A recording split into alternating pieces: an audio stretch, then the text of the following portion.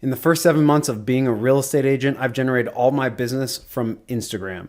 In that time frame, I've gained over 19,000 followers, over 20 million views, put 8 people under contract valued at $5.3 million. And one of the biggest reasons is because I market my business, I market myself much differently than what most agents do on Instagram. So it in turn has made me look a lot different than most agents out there. So in this video, I'm going to show you kind of the thought process behind it and what most agents do versus what I do. So when you look at the market as a whole, and I'm not just talking about the people that are actually looking to buy and sell, I'm talking about the entire population of your specific local area, or even the people that could be interested in moving to your area. Most agents are only marketing to this little sliver right here. This is 20% of the people. 20% of the population could be interested or ready to buy real estate right now. And this is what most agents do for their marketing. They only create house content. They only talk about the buying and selling process, and therefore they don't reach a lot of people because, as you can see, not that many people are interested in it, and therefore they can't grow their brand because all they do is talk about real estate. So therefore they're only ever reaching the 20%. Also, on top of that, it makes it incredibly hard to stay top of mind with your past clients because you're only ever talking about real estate and they're not interested in real estate anymore. So what did I do? I marketed to this slice of the pie.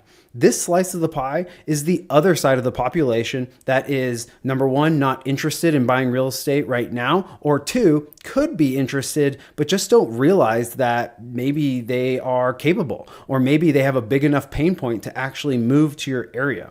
So what does that look like when you actually market to this side? So that's our local audience. Our local audience is just interested in things to do, events that are happening, businesses. These are what your local influencers do. They're trying to reach your local audience, and we can just glean a little bit of what they're doing to reach the local audience and bring it in to our own existing content.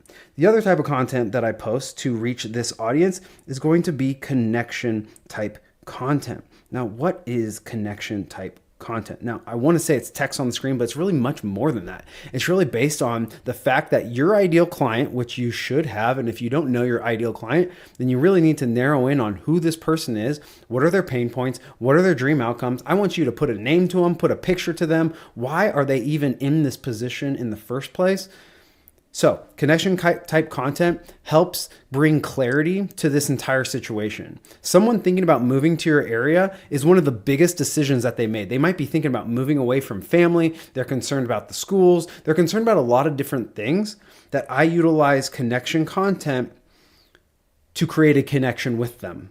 This day and age, people aren't on Instagram anymore for a masterclass. They don't need to be educated all the time. They just want to feel a connection. So my connection content is about like 5 things I considered for this. It's a lot about my story and my experiences and what I thought through, because I want someone watching my content to see themselves in my content so that they see that, look, he was able to make a decision, and based off of his words and his experiences, I can make the same decision. So that is what connection content is. So we got connection, we got local, and we got our real estate. The thing is, when you might be watching this and like, well, creating local content, like that would mean that I'm actually talking about other things besides that. Like I didn't get into real estate to become an influencer. Well, you kind of did. Like if you want to get leads from Instagram, you're going to have to do a lot more than just post a just sold, just post a house that you have listed. Sure, that might work for staying top of mind within your existing sphere. Just don't say that you want to get leads from Instagram. That's kind of it. So if you want to get leads from Instagram, I highly recommend reaching out to these, not even reaching out, trying to reach this bigger slice of the pie, because that's going to be the key to all of this. I hope you got some value out of this video. If you did, give me a follow on Instagram. I'll see you in the next one. Peace.